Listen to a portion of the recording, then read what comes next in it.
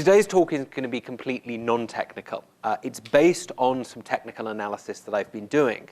And if I'll give a bit of a shameless plug, given the pace of academic publishing, in about 2 years in Science and Global Security, there will hopefully be an article discussing some of my technical analysis on this subject.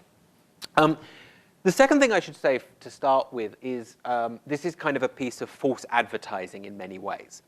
My title implies that I'm going to give you my opinion about whether conventional prompt global strike is a critical capability or whether it's a missile in search of a mission. In fact, I'm not going to give an opinion on whether the program is a good idea or a bad idea. Instead, my argument much more today is about what I think is a useful way of thinking about how to assess how useful conventional prompt global strike should be. And the reason I frame it in that way is because there's kind of two very different ways we can think about whether a new capability is useful. And one of them is what has been termed capabilities-based planning, which was, for instance, endorsed in the 2001 Quadrennial Defense Review. And the idea is that threats are very hard to predict. We don't know what the future holds. The security environment is hard to predict. And so the most useful thing we can have are capabilities that might be useful in a whole range of circumstances.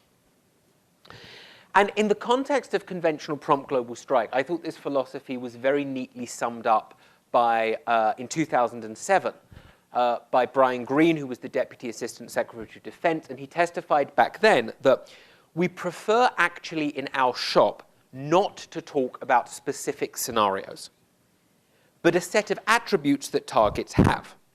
Attributes such as time urgent, highly defended, access denied. And it's those kinds of abstract targets that he was arguing conventional prompt global strike could be useful in holding at risk. And that, I think, is a classic example of capabilities-based planning. And my argument today is going to be as far as conventional prompt global strike is concerned. And I'm not going to be trying to make an argument about defense planning in general. But in assessing whether conventional prompt global strike is a useful capability, we're much better off thinking in a scenario-based way. We're much better off thinking about specific scenarios and the performance of conventional prompt global strike versus other weapon systems in those specific scenarios. And actually, this is, I think, an important point in the context of conventional prompt global strike, because the concept of very long-range, very fast conventional weapons goes back at least to the mid-1970s, possibly further if you have access to literature that I don't have access to. But certainly going back to the mid-1970s, there's a RAND study that says actually ICBMs are becoming less useful. They're going to become obsolete if they're just another way of doing the same mission. But since we have them, why don't we use them for something that might be more useful? Why don't we put ultra-low yield nuclear or even conventional warheads on top? And that's the first idea first unclassified place I ever encountered, the idea of very long-range conventional prompt weapons. And this basic rationale has been repeated over the years. It's a program that I would argue has been driven quite heavily by technology to date and not so much by strategy. And that was a concept with the capabilities-based planning model that was really endorsed by the Bush administration. And at least as far as I can see, the Obama administration has continued to be thinking about these systems in quite a similar way. I tend to have to explain this slide quite a bit. I don't think I do here. Suffice to say that there's 3 different technologies that I write about in the report that I discussed. 2 of them, terminally guided ballistic missiles and boost glide weapons, are currently being developed within the framework of the conventional prompt global strike program. A 3rd technology, hypersonic cruise missiles, which is a very bureaucratically separate entity within the US government from the ballistic and boost glide piece of the puzzle, is being developed within the Air Force, but is a similar kind of idea, albeit over shorter range and lower speeds, but it's still that idea of very long range, fast, high precision, conventional weapons. And US officials and in official documents have identified 4 potential missions for conventional prompt global strike. These are not the only missions one can imagine. These are the missions that have been identified by policymakers and in key documents as potential missions. And they're the ones that I focus on. I'm not trying to kind of argue what should or shouldn't be valid roles for national defense policy. I'm much more into given what those roles are, what are the right tools for the job? And the 4 missions that have been discussed publicly is firstly denying a new proliferator the ability to use its nuclear arsenal. And the key word in that sentence is new.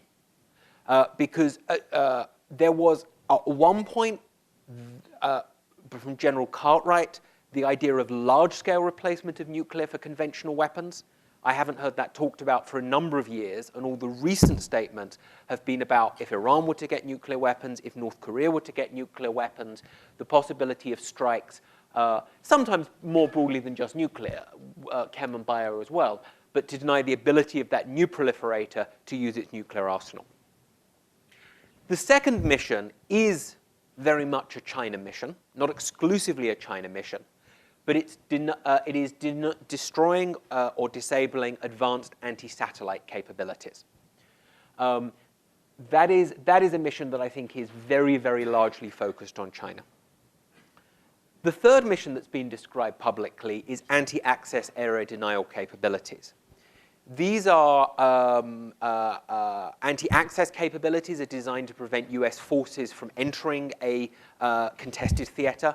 Area denial capabilities are designed to stop those forces move around the theater, or at least hinder them, or make such movement costly. And so another potential mission for conventional prompt global strike, sometimes described as the leading edge of the attack. Survivable weapons to beat defenses, to knock out key nodes of that defense, thereby paving the way for less survivable munitions to come in behind. And then the fourth potential mission is killing high-value terrorists, disrupting terrorist operations.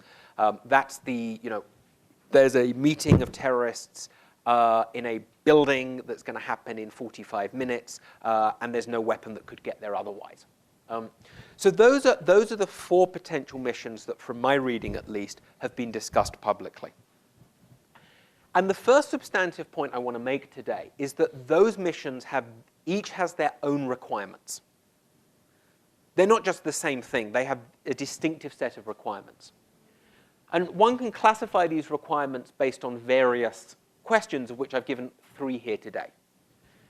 The first one is promptness required, or is tactical surprise required, or are both promptness and tactical surprise required? Right? What do I mean by that? Promptness is a short time between the decision to use a weapon and the weapon's impact on the target. Tactical surprise is the adversary having insufficient warning of an attack to do anything about it. A conventional prompt, for instance, a weapon such as a stealthy weapon may not be prompt. It may take many hours to reach the target, but it could still give surprise. Conversely, if you had a weapon that reached the target quickly, but say the preparations for launch were very visible, then that would be a weapon that might be prompt, but wouldn't necessarily give surprise. So promptness and surprise are 2 separate things. And I would argue that the potential missions for CPGS differ according to that criteria. So for instance, let's say the US becomes convinced that North Korea is about to use nuclear weapons. And within the next 10 hours or 20 hours, say. In that case, I would argue surprise is unquestionably going to be necessary. If North Korea knows the weapons are US weapons are on the way to destroy North Korean weapons, and those North Korean weapons are capable of being launched at short notice, then if there's not surprise, then North Korea could launch from under, so to speak.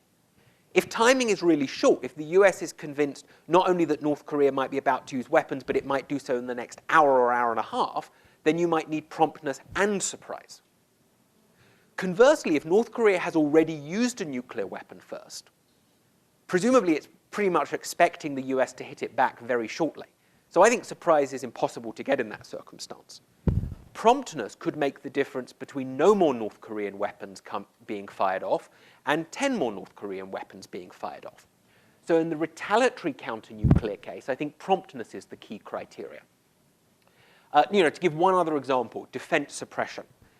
Imagine the US is about to, imagine the US and China have had imagine a president is considering authorizing the US military to take out Chinese defenses. The only circumstance I could ever imagine that happening is after a prolonged US-China crisis. That crisis may last many days or weeks, but this isn't something the president's just going to wake up in the morning and decide he feels like taking out Chinese anti-access area denial capabilities. If you're at the end of a prolonged crisis, whether the US weapons take 1 hour or 8 hours to reach their target doesn't seem all that important to me. Whether China knows those weapons are on the way seems to me it could be profoundly important. So again, in the defense suppression case, that's an example of where I think surprise would be the key criteria. One can think about possible adversary defenses. If you're dealing with terrorists, the terrorists presumably aren't going to have meaningful defenses. It's not impossible the state they're in might have some defenses. Given who the adversaries are for the counter-nuclear case, given we're thinking about North Korea or Iran rather than China or Russia, their defenses are likely to be relatively basic. If a state has advanced anti-access area denial capabilities, if it has anti-satellite weapons, it's a pretty fair bet it's going to have extremely advanced defensive capabilities. I would argue that in almost all of these cases, except in some counter-terrorist scenario, there is likely to be strategic warning available. By which I mean there will be days, weeks of warning that a potential situation is about to arise. That may or may not be true in the counterterrorism case. Clearly the way the week spent hunting down bin Laden indicates that there may be strategic warning of a counterterrorism strike, but that's certainly not guaranteed in the counterterrorism case.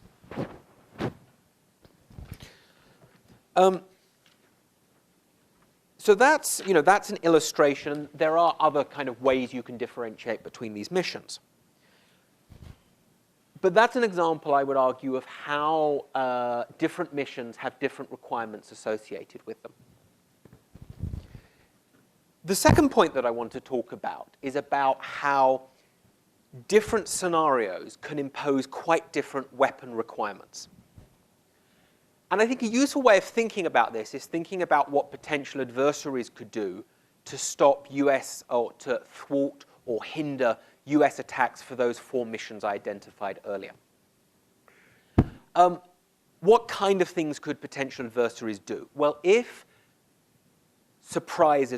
tactical surprise is a requirement for mission success, the adversary could have early warning systems in place in order to detect the strike early with the hope of being able to do something such as, fire the weapons before they're destroyed. There's the brute force method, if you like. One can try and shoot US weapons out of the sky with advanced air and missile defenses. One can try and have a similar effect with a functional kill by disabling the guidance systems on which some US weapons rely, by trying to deny those weapons access to GPS signals, for example. An adversary can try to increase its strategic depth. And what I mean by that is strategic depth is kind of how far the adversary can keep US forces away from it. And strategic depth depends on 2 things, I think. One that the adversary can't change, which is geography, and one that the adversary can change, which is its defenses. But even simply beyond trying to shoot incoming weapons out the sky, if the adversary can keep US aircraft further away from its coast, if it can keep US submarines and ships further away from its coast, it can then increase the weapon travel times, which then again potentially becomes a way of foiling promptness. Adversaries could also make targets harder to destroy. One can make targets mobile. One can bury them. Let me focus in on one of those to give an example about how different countermeasures can radically affect weapon requirements. So let me focus on the top one of the list, early warning systems. Here's another slide that I'm not going to have to spend very long explaining here. But one way of detecting an incoming weapon is via a large land-based early warning radar. And this is shown with a ballistic missile. And if the radar is sufficiently powerful, then the missile is going to be visible once it's visible above the Earth, once it's risen above the Earth, once it's above the radar horizon. And a ballistic missile might top out, a long-range ballistic missile is going to top out well above 1,000 kilometers, which, enables them to be seen relatively early in flight by large land-based radars. Based on, actually partly what it says in the environmental impact statement, but a boost glide weapon appears to fly 30, 40, 50 kilometers, something like that. And consequently, it's only going to appear above the Earth's, the radar's horizon when it's much closer to the target. So let's put, this is some rough numbers that I put together. This looks at 4 different weapon systems, a global range boost glide system such as the HTV-2, fired over 11,000 kilometers, which is the distance between the west coast and a target in central China. The advanced hypersonic weapon, which I just considered a strike range of 3,500 kilometers, which I think is a plausible range for something fired from the middle of the Pacific at a target in China. An intermediate range ballistic missile with a range of 3,500 kilometers and a 1,500 kilometer, which is pretty ambitious, hypersonic cruise missile. So for missile early warning radar, depending on exactly where you put the radar and where you put the target, I mean, these numbers have quite big scenario-dependent error bars on them. But you might see the boost glide systems a few minutes before they hit the target. On the other hand, the adversary could get an awful lot more warning of an intermediate range ballistic missile. Let's say, for instance, however, the adversary is more sophisticated and has early warning satellites that are pointing in the right direction, I'm assuming, and they're able to detect the launch of any of these missiles, apart from perhaps the cruise missile, by detecting the rocket plumes. Well, in that case, actually the HTV-2, the very long-range boost glide system, gives the most warning time because it's detected almost immediately as soon as it's launched, and then it's got to travel the 11,000 kilometers towards the target. Whereas with the shorter range systems, because their travel time is less, they give less warning to early warning satellites. So, what's interesting about this is the effectiveness of these systems does depend on what the adversary warning system is. If we have missile early warning radar, then the boost glide systems are the most effective. If there's early warning satellites are in play, then one of the boost glide systems is the least effective. And the two, kind of the intermediate range boost glide system and the intermediate range missile are about the same. Can I ask you about Yeah. With boost glide system, you have a long cross range. And so it's not clear on launch where the weapon is going. It could be going to Kwajalein, as an example, if you're launching from California. So when do you know right. that it's coming at you? What I'm assuming here, that's a good point. I mean, presumably if the US is using these things, the country that's in a crisis with the US at the time might be assuming that, something strategic has just been launched and we're in a crisis with the US. That may not necessarily be the case. And actually, later in the talk, I'm going to discuss a bit about potential escalation risks resulting exactly from that path of instability. So to summarize what I just said previously, if we're dealing with the case of these large land-based missile early warning radars, any of the boost glide systems are the most effective, and the ballistic missile is going to be the least effective in terms of warning time. Now imagine that adversary has in place advanced terminal air and missile defenses. Imagine something like the S-500 in 10 years from now that's been proliferated and sold. As far back as 1998, the National Academies were saying it had pretty severe concerns about the survivability of hypersonic cruise missiles in the face of something that looks a bit like the S-300 in its analysis. And for a few reasons, I tentatively reached the conclusion, and I stress the word tentatively here, that ballistic missiles are likely to be more effective than boost glide missiles at penetrating advanced terminal defenses. And I say that for three reasons. Firstly, because ballistic missiles are out of the atmosphere, so they can be protected with countermeasures, exoatmospheric countermeasures, in a way that boost glide systems can't. Secondly, by the time the boost glide system is reaching its target, it's traveling quite a bit slower than the ballistic missile. And thirdly, the heat signature produced by a boost glide system strikes me as something that, if you had a system based on an IR seeker, that large heat signature may be a good thing for an IR signature to try to home in on. The reason why that conclusion is tentative is because if the boost glide system is capable of executing very rapid terminal maneuvering, then it might be able to evade the interceptors. I simply don't know whether they are or not. But tentatively, I reached the conclusion that ballistic missiles end up being more effective than boost glide missiles against these advanced terminal defenses. But again, the point that I want to draw from this is that how effective different systems can be depends very sensitively on the scenario. There's not necessarily any best conventional prompt global strike weapon.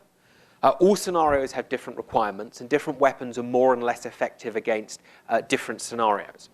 And the conclusion that I draw from that is that it's helpful to think about this in a scenario-based way rather than an abstract capabilities-based way. Because if you're thinking about it in the abstract capabilities-based way, you can miss how these systems become more or less effective depending on the scenario.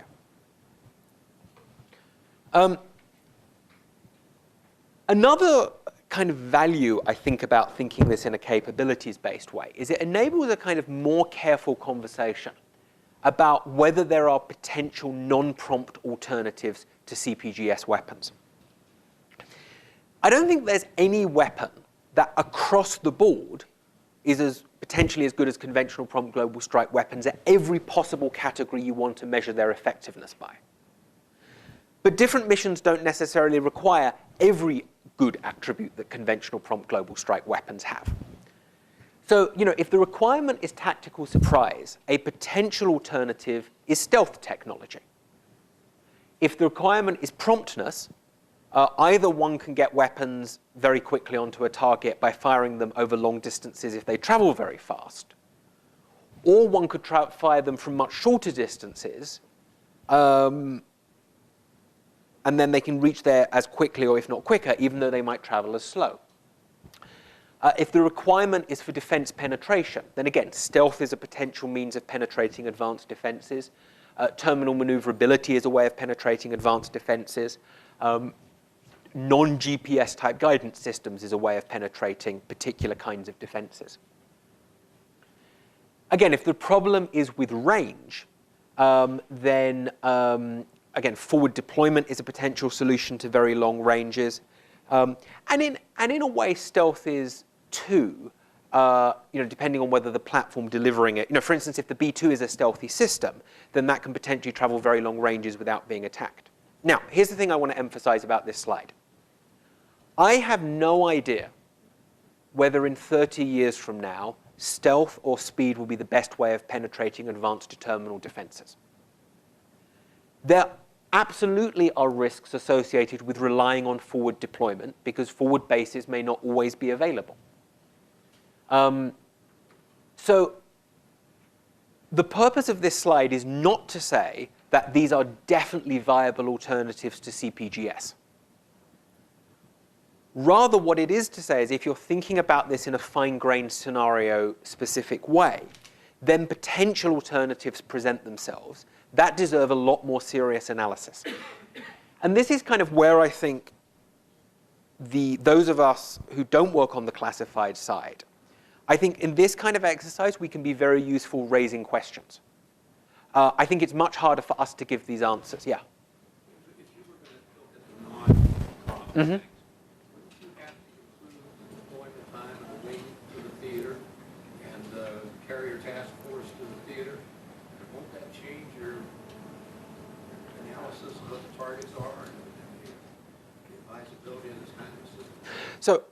Absolutely, and a couple of points there. I mean, firstly, if we're dealing with something like, if we're dealing with non-global conventional prompt global strike weapons, such as the advanced hypersonic weapon that might be launched, say, from a submarine, you have that problem as well with the AHW.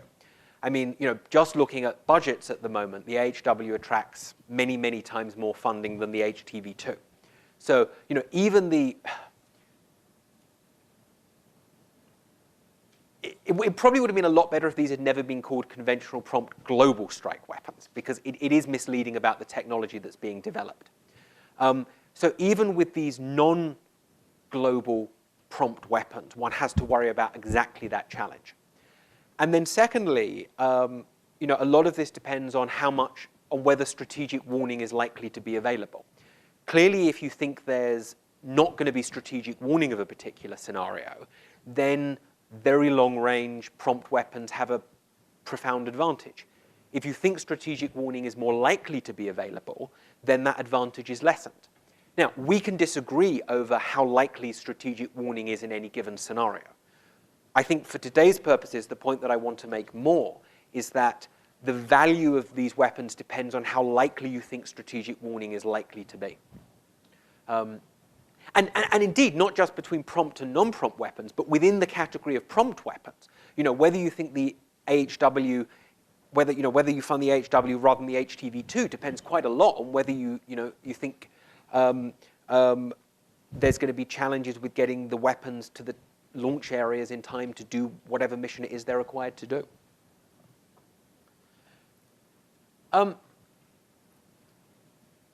Moving a bit more broadly here, another area that I think benefits from really detailed scenario-based analysis is the question of enabling capabilities. There's at least 3 different categories of enabling capabilities that are relevant here, and if I were a military planner, I would probably be able to come up with many more. One is obviously intelligence, surveillance, and reconnaissance. Let me give a specific example about how important this can be to the value of conventional prompt global strike weapons. Currently, say the US is going after mobile missiles, which is relevant to a number of these different missions, the counter-nuclear mission, the defense suppression mission, the ASAP mission. All of these could involve strikes on mobile missiles. And indeed, there's a great quote where General Formica, who was the former head of Army Strategic Command, he said, "I see the advanced hypersonic weapon as a left-of-launch capability in the missile defense business." At the moment, the US would probably try to track mobile missiles from within the theater. Aircraft like J-STARS, visual reconnaissance aircraft, manned, unmanned aircraft. Tracking mobile missiles is a difficult job, and it's something that, at the moment, the best capabilities are from the theater. If those capabilities are survivable within the theater, there's not a great deal of point firing very long-range weapons in from outside of the theater. Because if planes are survivable, you might as well just arm them. If those capabilities are not survivable, if the ISR capabilities are not survivable, or let me put it a different way, if assets in the theater are not survivable, then there might be tremendous value in firing weapons in from outside. But in that case, ISR is also needed that's capable of detecting weapons in real time from outside of the theater. Now, when the 2008 National Academy study came out, that made that point. It discussed the space radar. I believe that program was cancelled in between the report being completed and the publication of the report. So, that's a great example of where a capability might be incredibly useful with the enabling capabilities and largely pointless without it. Other potential ISR challenges, attacking underground targets with conventional weapons, you've really got to know the characterization of that target extremely well. Completely different area, counterterrorism strikes. Convincing the president to launch a weapon of that type over that kind of range, the president is going to require pretty persuasive evidence. Another example, battle damage assessment. I would argue in some cases battle damage assessment is nice to have, in some cases it's need to have. If an adversary is shooting down US satellites, I think battle damage assessment is nice to have. Even if the US doesn't have battle damage assessments and US satellites stop falling out of the sky, that's some evidence the strike has worked. I think one of the things the bin Laden raid taught us is that when counterterrorism is concerned, battle damage assessment is need to have rather than nice to have. You know, everything we know, which may or may not be true about the deliberations about the bin Laden raid, the reason why that way of getting him was chosen was precisely to keep the body afterwards. Command and control is obviously important. There's almost nothing I ever feel I can usefully say about it. The thing that I want to point out is that as far as I can see looking in from the outside, enabling capabilities have largely been neglected.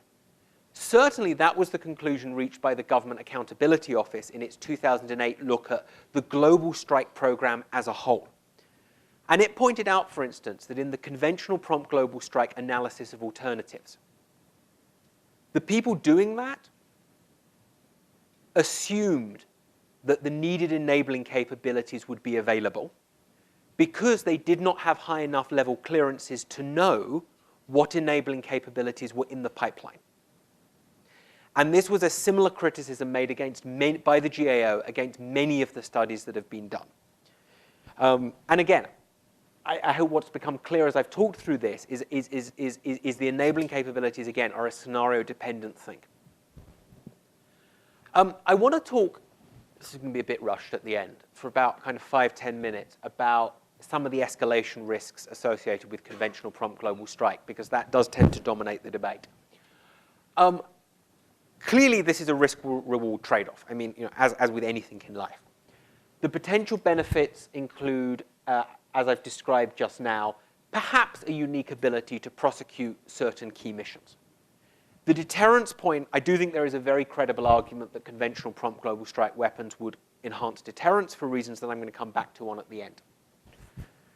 Costs of potential of conventional prompt global strike. Well, I mean, there's the obvious one, the kind of incredibly important but not very interesting one to talk about, which is the financial cost. And then there's the escalation risks. And I kind of think about the escalation risks in 3 different buckets. There's what the US is worrying about, which is the warhead ambiguity problem, which is the possibility that the US may launch a weapon that may be misidentified by Russia or perhaps China in the future as a nuclear weapon. That's not what the Russians and Chinese are worrying about at all. From my conversations with them, they worry about a completely different set of things. Well, I say completely different. Sometimes it's subtly different. So one thing I heard when I was in Russia recently that surprised me, but I heard it from almost everyone I spoke to, was that what Russia is worried about is that the US will secretly or openly put nuclear warheads on boost glide systems. Now, that is a different concern from the warhead ambiguity problem, right? The warhead ambiguity problem is these are conventional weapons that Russia gets it wrong and thinks they're nuclear. The Russian concern is the US goes ahead and puts nuclear weapons on boost glide systems. And I heard this everywhere in Russia. Now, part of this stems from a belief that the US is really good at covert programs where nuclear weapons are concerned, and that the labs work on these enormous covert nuclear programs that don't ever get congressional scrutiny or in the black budget. And I do try to explain that it doesn't work like that.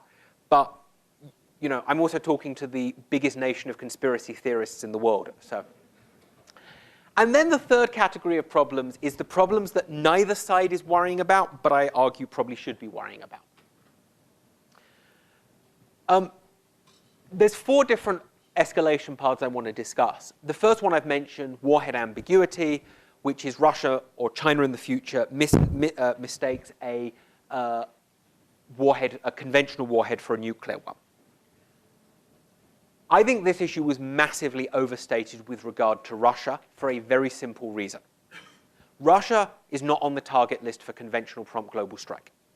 So if we're talking about a ballistic system, and Bruce's point about boost glide systems I'm going to come on to in a second, but if we're talking about a ballistic system whose trajectory is observable and predictable from beginning to end, that's not being fired at Russia, then assuming the Russian early warning system is up to quality, the Russians can be certain it's not heading for them.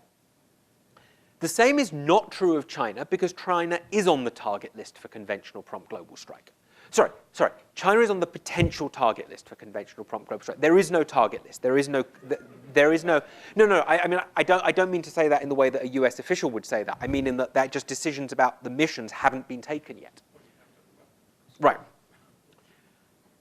The second concern is Bruce's point, which is what Elaine Bunn called destination ambiguity. Ballistic missiles have the huge advantage that their trajectory is entirely predictable from beginning to end. That's not true of a boost glide system.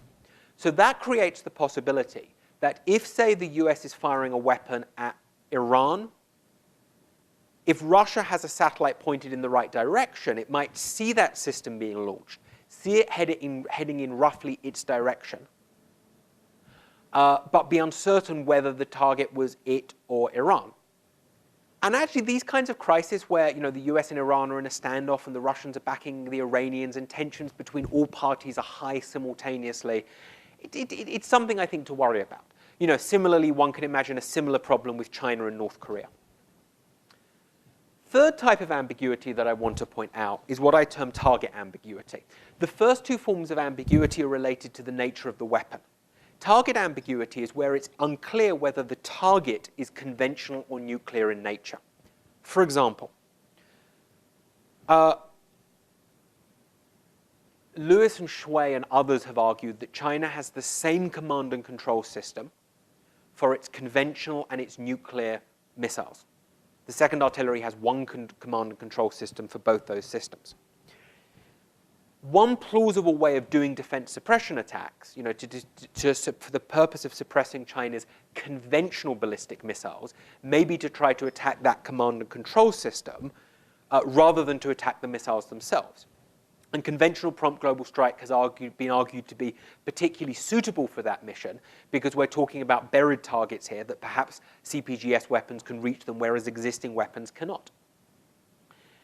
From a Chinese perspective, China may not be able to distinguish between the US doing this attack to suppress Chinese conventional forces and the US doing that attack to suppress Chinese nuclear forces. And then the fourth form of instability is the more classic crisis instability, these use or lose dynamics, which is where I'm worried that if I'm China, that the US is going to be attacking my nuclear forces or maybe my anti-satellite weapons. By strategic there, I don't just mean nuclear. And so you decide to use weapons because you're worried about the fact they lack survivability. Thinking again in a more kind of scenario-specific way about what would be useful to mitigate these risks. What characteristics of weapons would be useful? And I can come up with about 6 different characteristics that I think in the abstract would be useful to help mitigate the risks associated with conventional prompt global strike weapons. Okay. Deploy CPGS weapons and nuclear weapons in completely different locations. That's an obvious one. The second one is the one that's attracted all of the heat publicly, which is have different trajectories. Have nukes fly in ballistic and have CPGS fly in boost glide trajectories. Use boosters that never had anything to do with nukes. Might be another way of signaling that CPGS are different from nukes. If you want to mitigate destination ambiguity, then have completely predictable trajectories for your CPGS weapons. Again, if your trajectories for CPGS weapons are observable, that's a way of mitigating destination ambiguity. And then finally is limit the number of deployments. What I want to point out is there's no system that meets all of these requirements. There are trade-offs that are involved here. So for instance, I think it's definitely an advantage with boost glide weapons that they don't fly in a ballistic trajectory. That's number 2 on the list. There's also 2 disadvantages with boost glide weapons. Firstly, as we've discussed, their mid-course trajectories are not predictable. But secondly, they're also not observable because they fly underneath radar horizon. So if you're Russia and you have a satellite pointing in the right direction, you might see the launch of a boost glide weapon. But you don't see a weapon flying in a non-ballistic trajectory after burnout. You see nothing at all because the weapon is flying underneath your radar horizon. And those kinds of trade-offs, I think, are things we really haven't started to seriously grapple with yet. Now, part of the conclusion I reach here is that cooperative risk reduction is likely to be more effective than technical risk reduction. But again, how easy cooperative risk reduction is does depend a lot on the weapon system.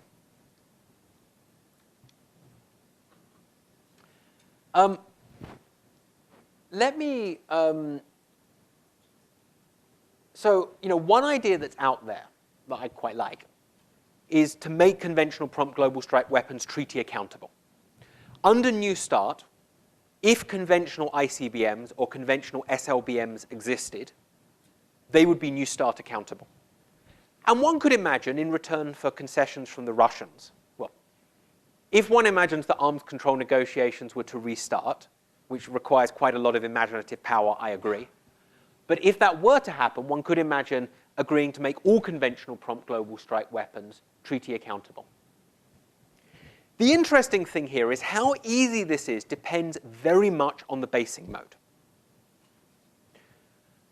Congress does not like basing anything on SSBNs. Sorry, Congress really doesn't like basing conventional ballistic missiles on SSBNs, and it doesn't much like the idea of basing them on SSGNs either. Although I don't think that's going to happen because the SSGNs are going to be the first to be retired anyway. So Congress's preference, look, Congress is not that hot on the whole idea of naval basing at all. But it's pretty clear that if naval basing were to happen, Congress would prefer it to be on SSNs or surface ships, which would have the advantage that they would then be deployed in separate vessels, at least, from nuclear weapons. There's quite a severe disadvantage, though, with basing CPGS weapons on SSNs or surface ships, which is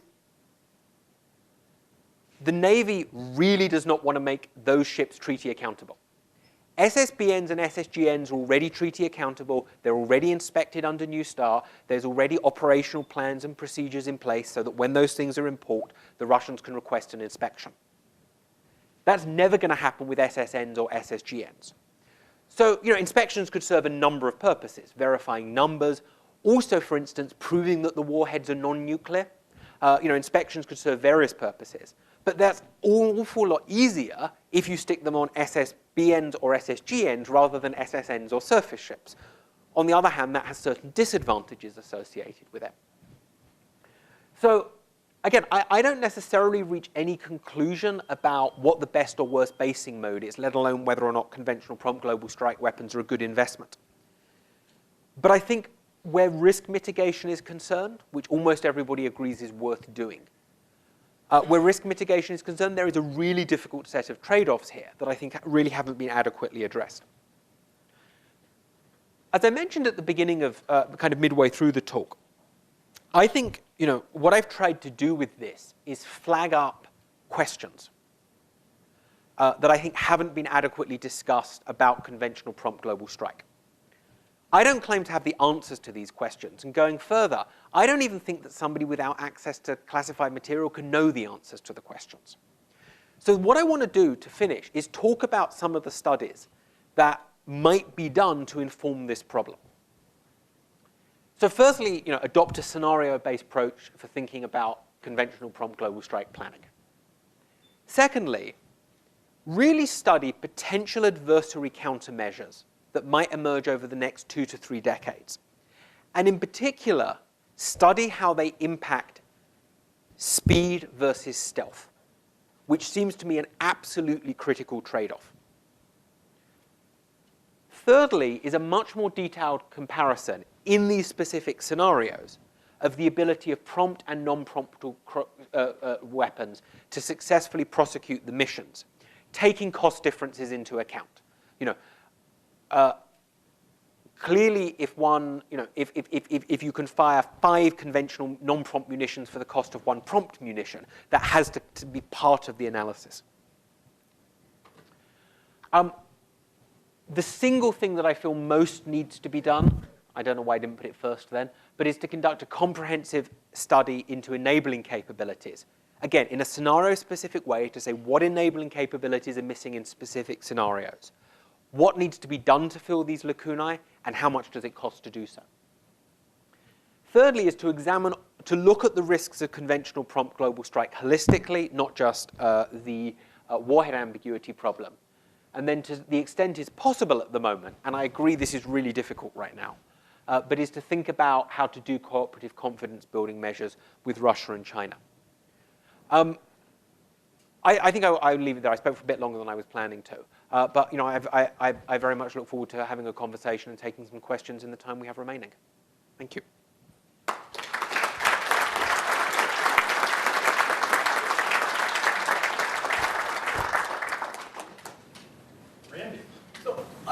I don't understand what you're referring to when you talk about addressing the enabling capabilities there. What do you mean by that? And to some extent, prompt global strike is about examining capabilities that would be necessary to field such a system.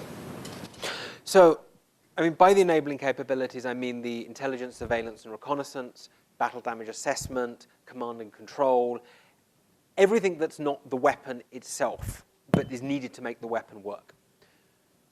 The reason why I highlight that is because the GAO studies, which are slightly dated now, so you know, this is one of those areas where a lot of thinking may have gone on about this in private that hasn't yet kind of come to the public.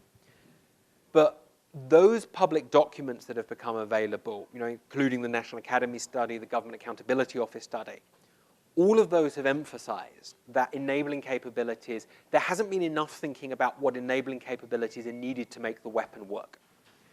So for instance, I hear discussion about using conventional prompt global strike as a potential left-of-launch capability in the missile defense business. I don't see in public records an ISR system that would allow the US to track mobile missiles from outside the theater. Now, there's three possibilities. One is I haven't done my homework properly and it's there and I missed it. One is that it's secret, and the other is it's not there. I don't know what the right answer to that one is. But given the extent to which people with access to the classified have highlighted concerns about the available enabling capabilities, I think it's important, you know, for me to include that on a list of things that I worry still need to be done.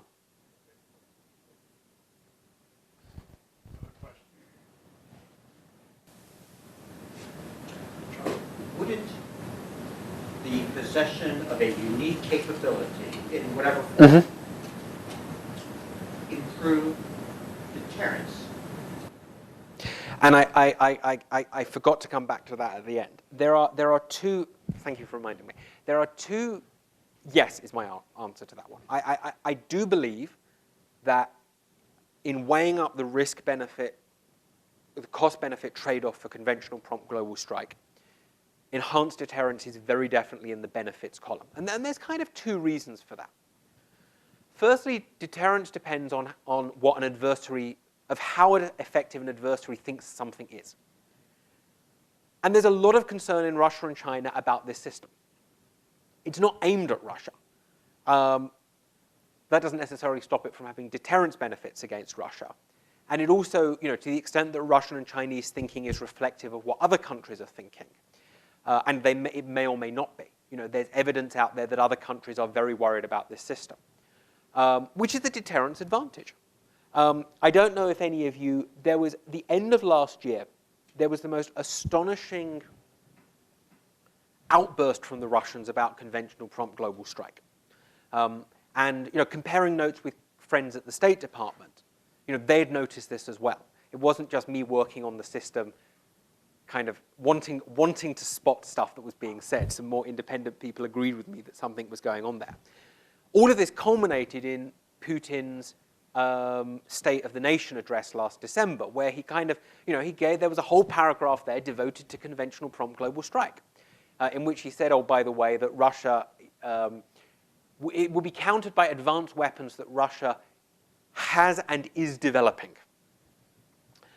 So I think there's that argument. The second argument, which is again one of these paradoxes with this system, I think escalation risks enhance deterrence. the higher the probability that something gets out, that a conflict gets out of hand in ways that neither side can fully control, makes states less likely to start something. I don't think there's any contradiction between saying exactly the same capability may make a conflict less likely, and simultaneously it may make a conflict harder to manage once it occurs. So I absolutely do think there's those deterrent benefits associated with the system. How the overall cost-benefit analysis comes out, not only do I not have an opinion, as I've emphasized, I think I can't yet have an opinion about this, but that's very definitely something in the benefits column as I see it.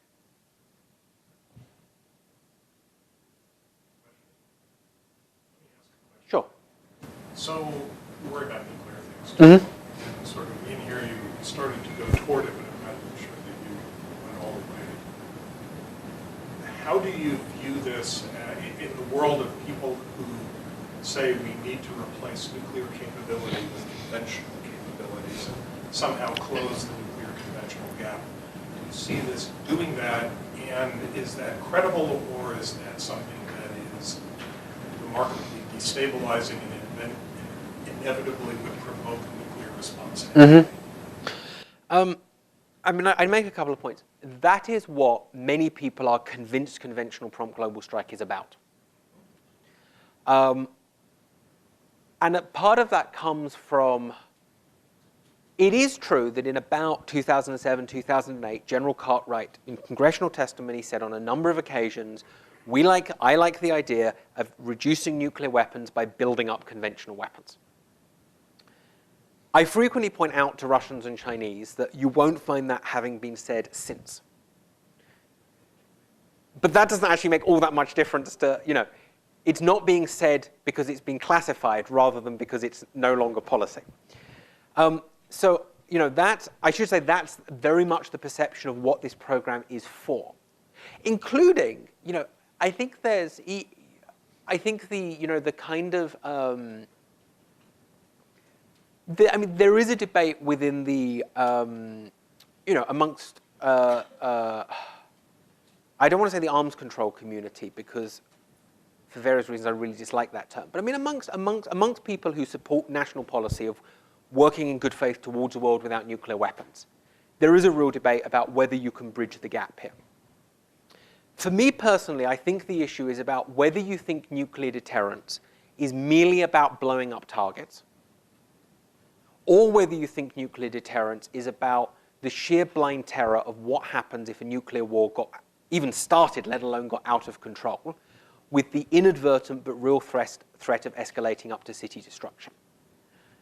I think nuclear deterrence is very much the second one of those things. I don't think it's just about blowing up targets. I think it is about the fear that if stuff gets out of hand, millions of people could die. And so I think that I don't view these things as being replaceable.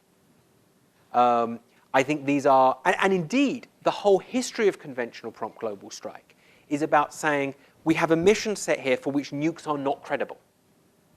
So we need alternatives because nukes aren't credible. So it seems to me there is two distinct mission spaces here, one for nukes and one for conventional weapons. And I would like to keep them separate. I think there is very much, there are plenty of people probably in this room who would not agree with me about that, but that's where I am on that set of issues. I get excited about this argument, so bear with me. We did exactly replacement of nuclear weapons with conventional weapons in Europe in the 80s and early 90s. And it destroyed the Soviet Union's doctrine for how they were going to operate in Europe. And so it seems to me that that's exactly what the Russians are afraid of with prompt global strike. And that's the reason why Cartwright was into this issue of you have to look at the cost of alternative defenses and include the cost of shipping a wing to Europe, because that's part of the strategy which you need to do to employ these kinds of weapons. So I think it really is a change in the conventional posture of the United States as much as it is part of the nuclear. We've talked about this I know, and I'm very aware that when I'm talking about, NATO strategy in the 1980s, I'm talking to somebody who knows an awful lot more about it than I do. Let me say this. And look, this is a real debate here. To me, the value of nuclear weapons in Europe was not really beating Russians on the battlefield. It was creating the conditions that could escalate to all-out nuclear war. And that was the deterrent value of nuclear weapons in Europe. Clearly, as US technology moved far ahead of Soviet technology at the end of the Cold War, and the US started to be able to seriously think about winning the conventional war in Europe without going nuclear, fantastic. I mean, if you don't need... There's a difference between saying a conventionally superior state doesn't need to rely on nukes so much because it can win the conventional war. In a grand sense, that is replacement, in the sense that you use nukes to compensate for weakness, and now you're conventionally superior, so you can use conventional weapons. That's a bit different from this idea of 1-to-1 or 1-to-5 or whatever it is replacement that Cartwright was talking about, when he seemed to be saying, look, if we have 5 conventional ICBMs that are as effective as 1 nuclear ICBM, we can kind of do this direct substitution. I think those two are quite different concepts. Any more questions? Going? Let's thank the speaker. Thanks, Bruce.